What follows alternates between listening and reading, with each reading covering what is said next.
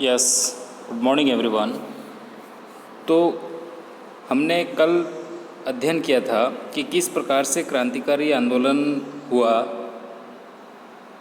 उसकी आवश्यकता क्यों महसूस हुई, ऐसे कौन कौन से क्रांतिकारी नेता थे जो इस दल में अपना सहयोग प्रदान कर रहे थे।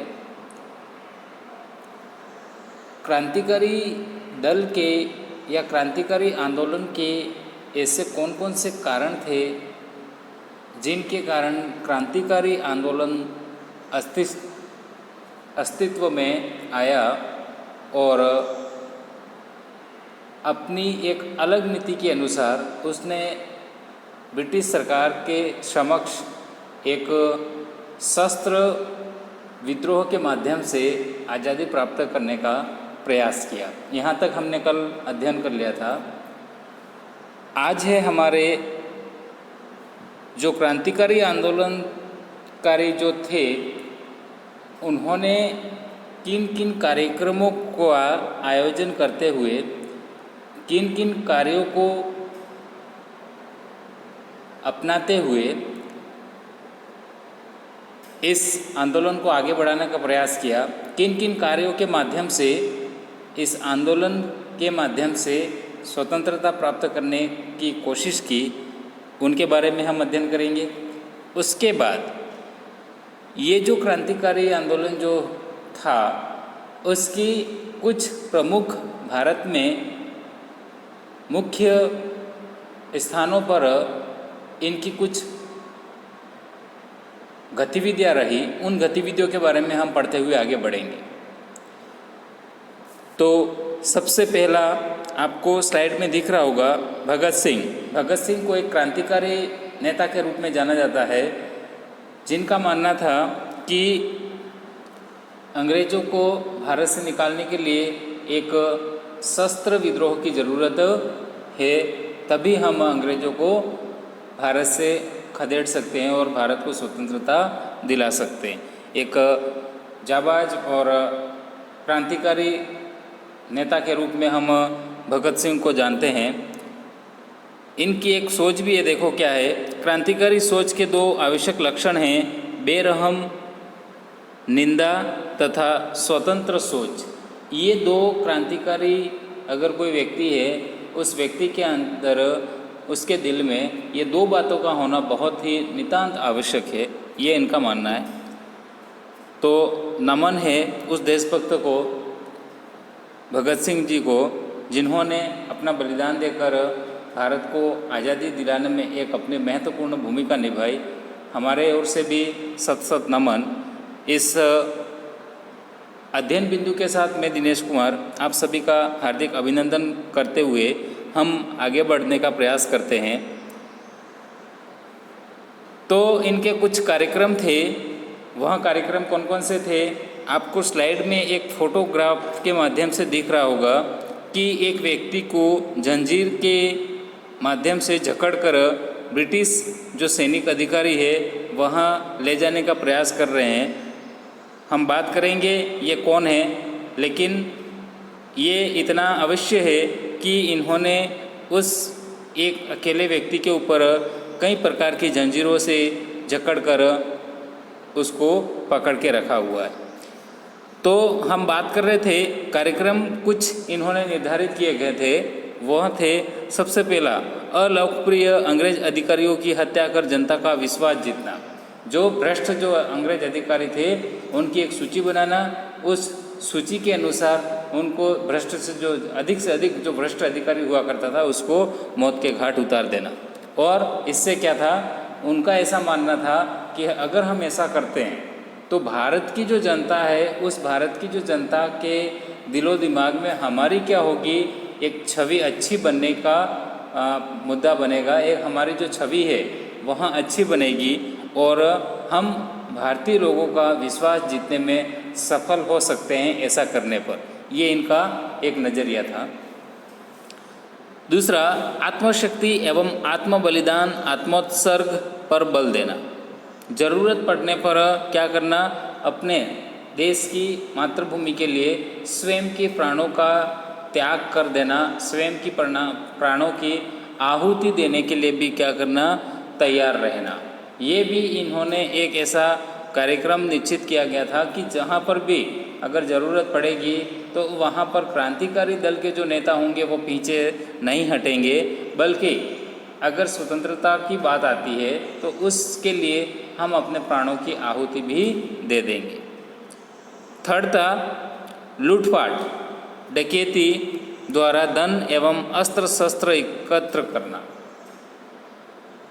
पता लगता था कि अगर अंग्रेज अपने खजाने को एक स्थान से दूसरे स्थान पर किसी भी यातायात के साधन के माध्यम से ले जाने का प्रयास कर रहे हैं, चाहे अस्त्र शस्त्र हो या धन दौलत से संबंधित कोई ऐसी बात हो, अगर क्रांतिकारी दल के जो नेता थे प्रमुख, उनको अगर पता लग जाता था इस बात का, तो वहाँ क्या कर देते थे, उस चीज़ को लूट लेते थे रास्ते में और डकैती करके उसको अपने कब्जे में लेने का भी ये प्रयास कर देते थे। चौथा है हिंसात्मक गतिविधियों द्वारा सरकार को आतंकित करना तथा भारतीय जनता में अंग्रेजों का डर खत्म करना। बंगाल में क्रांतिकारी आंदोलन, बंगाल में ऐसी कौन कौन सी गतिविधियां हुई, ऐसे कौन कौन से कार्य किए गए क्रांतिकारी नेताओं के द्वारा, उनके बारे में हम अध्ययन कर लेते हैं।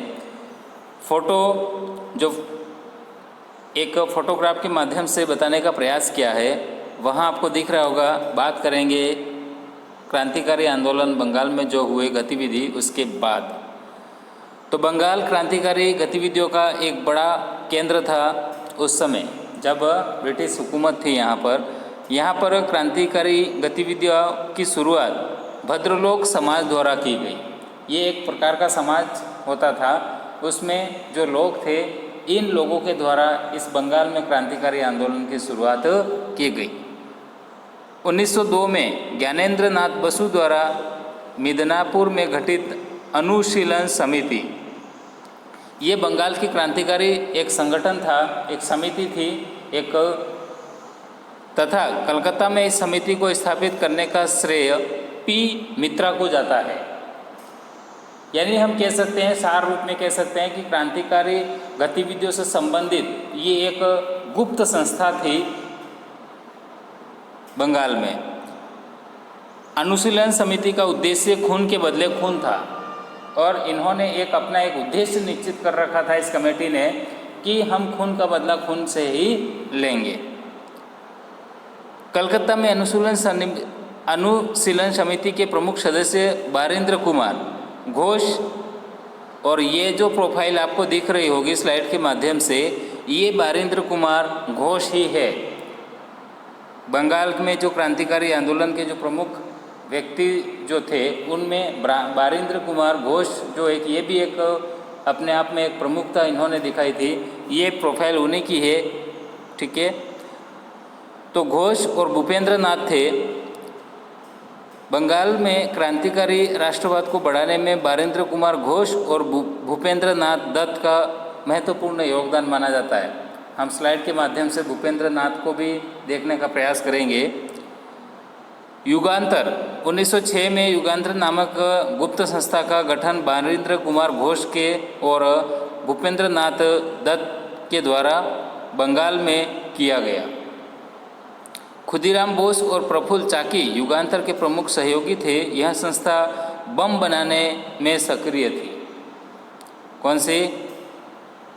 युगांतर। तथा इन्होंने युगांतर नामक साप्ताहिक पत्र के माध्यम से बंगाल में क्रांतिकारी विचारों को फैलाने का प्रयास किया था।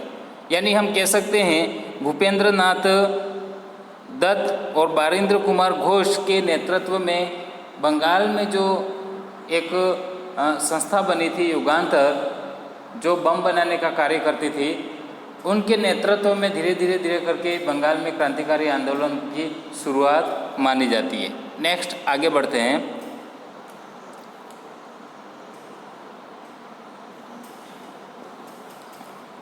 ये है भूपेंद्र नाथ दत्त, स्लाइड में आपको दिख रहा होगा। बारिंद्र कुमार घोष अरविंद घोष के बड़ी भाई। एक अरविंद घोष को भी हम क्रांतिकारी नेता के रूप में मानते हैं। तो उनके ये भाई थे। इन्होंने अपनी पुस्तकों में भवानी मंदिर और वर्तमान रणनीति के द्वारा क्रांतिकारी विचारों का प्रचार प्रसार किया। इन्होंने इन पुस्तकों के माध्यम से क्रांतिकारी जो गतिविधियाँ थी उनको लोगों तक पहुंचाने का कार्य किया। लोगों में ज़ोरों शोरों से प्रचार प्रसार करने का कार्य इन्होंने किया। नेक्स्ट, मुजफ्फर बम कांड अप्रैल 1908। खुदीराम बोस और प्रफुल्ल चाकी ने मुजफ्फर के जिला जज किंग्सफोर्ड की हत्या करने के उद्देश्य से उसकी बग्गी पर बम फेंका, परंतु इसमें किंग्सफोर्ड बच गया। लेकिन दुर्भाग्य से भारत समर्थक उसके सहयोगी केनेडी की पत्नी और पुत्री की मृत्यु हो जाती है। इस घटना के बाद खुदीराम बोस को पकड़कर फांसी दे दी जाती है तथा प्रफुल्ल चाकी आत्महत्या कर अपना जीवन समाप्त कर देते हैं। ये जो स्लाइड आपको दिख रही होगी फोटोग्राफ के माध्यम से, ये फोटोग्राफ उस समय की ही है जब खुदीराम बोस को इस बम कांड के एवज में फांसी की सज़ा दी गई थी और इनको ये फांसी पर चढ़ाने की जो परंपरा जो होती है उस समय का ही ये प्रोफाइल है। खुदीराम बोस सबसे कम उम्र में फांसी, लगभग 15 वर्ष की इनकी उम्र थी, तब इन्होंने फांसी भारत की मातृभूमि की रक्षा के लिए, भारत को स्वतंत्रता दिलाने के लिए इन्होंने अपने आप के प्राणों की आहुति दे दी थी।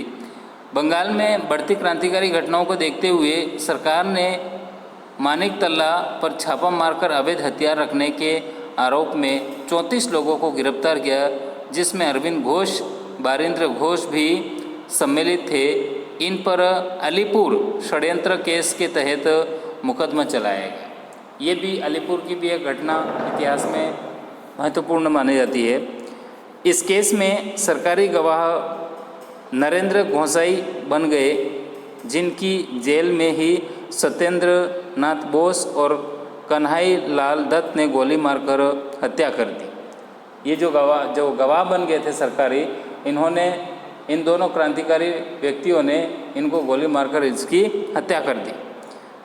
CR दास के प्रयासों से अरविंद घोष जेल से रिहा हो गए और क्रांतिकारी जीवन छोड़कर पांडिचेरी चले गए और वहाँ ओरिविले आश्रम की स्थापना कर आध्यात्मिक जीवन जीने लगे तथा इन्होंने कर्मयोगिन नामक एक अंग्रेजी पत्रिका चलाने का संचालन शुरू किया।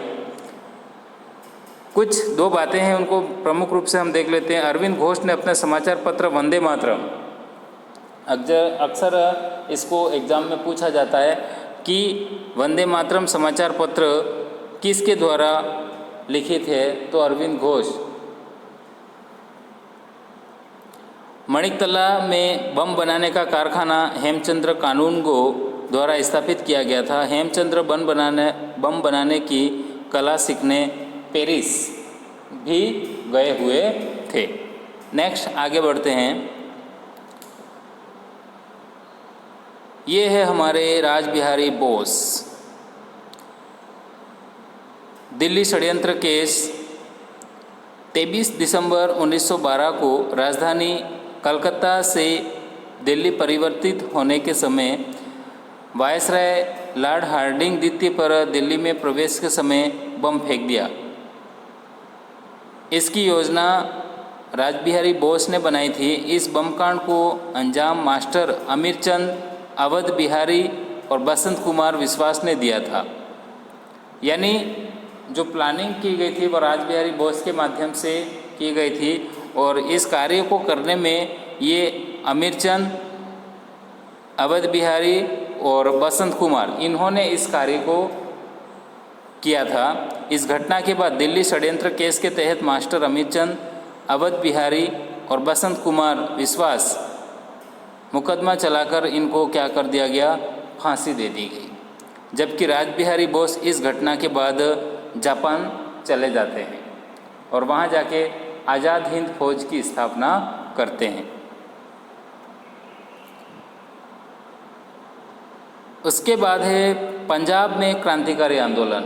पंजाब में भी ऐसी कुछ छुटपुट गतिविधियाँ हुई थी, वो कौन सी थी? स्लाइड में आपको प्रोफाइल दिख रही होगी, ये है हमारे लाला लाजपत राय, भारत के एक बहुत बड़े क्रांतिकारी नेता। क्रांतिकारी गतिविधियों में पंजाब भी अछूता नहीं रहा। यहाँ पर अंग्रेज़ों के दमन और शोषण के खिलाफ संघर्ष किया गया। 1904 ईस्वी में भारत में पंजाब में भारत माता सोसाइटी की स्थापना जतिन मोहन चटर्जी के द्वारा की जाती है। इसमें इनके सहयोगी लाला हरदयाल, अजित सिंह और सूफी अम्बा प्रसाद थे। आगे चलकर यही लोग पंजाब में क्रांतिकारी आंदोलन को आगे बढ़ाते हैं। इस आंदोलन के विरोध में ब्रिटिश सरकार कठोर कार्रवाई प्रारंभ कर देती है तथा अजित सिंह और लाला लाजपत राय को पंजाब से निर्वासित कर दिया जाता है, पंजाब से निकाल दिया जाता है इनको। दूसरी तरफ लाला हरदयाल अमेरिका जाकर क्रांतिकारी गतिविधियों में लिप्त हो जाते हैं। यहाँ से उनको अमेरिका जाने का मौका मिल जाता है और वहाँ की क्रांतिकारी व्यक्तियों के साथ में मिलकर वहाँ इस गतिविधि में बिल्कुल सक्रिय हो जाते हैं। नेक्स्ट, जो गतिविधियाँ हम पढ़ रहे थे उसमें हमारा अंतिम बिंदु और वहाँ है मद्रास में क्रांतिकारी गतिविधियाँ जो प्रमुख रही थी। स्लाइड के माध्यम से प्रोफाइल दिख रही होगी, ये है नीलकंठ ब्रह्मचारी, इनके नेतृत्व में, और वंशी अय्यर, इनके नेतृत्व में भारत माता समिति नामक क्रांतिकारी संगठन की स्थापना भी की गई थी। जून 1911 में वंशी अय्यर द्वारा तिरुनेलवेली के जिला मजिस्ट्रेट आशे की हत्या कर दी जाती है, परंतु बाद में अय्यर आत्महत्या कर लेते। इस प्रकार से इन क्रांतिकारी व्यक्तियों ने अपने कार्य को अंजाम देने का प्रयास किया। इनके इन कार्यों की वजह से कुछ छोटी मोटी घटनाओं को हम पढ़ते हैं इतिहास में क्रांतिकारियों की मुख्य गतिविधियों के अंतर्गत। इस प्रकार से हमने देखा कि ऐसी कौन कौन सी गतिविधियाँ कहाँ कहाँ पर भारत में मुख्य रूप से कहाँ कहाँ पर इनके द्वारा आयोजित की गई, उनके कौन कौन से ऐसे समाचार पत्र थे जिनके माध्यम से लोगों को संदेश देने का इन्होंने एक कार्य किया, लोगों को जागृत करने का भी कार्य किया और अपने जो उद्देश्य थे उनको प्राप्त करने में इन्होंने सफलता प्राप्त की। आज बस यहीं तक, कल और मिलेंगे एक नए टॉपिक के साथ। तब तक के लिए धन्यवाद।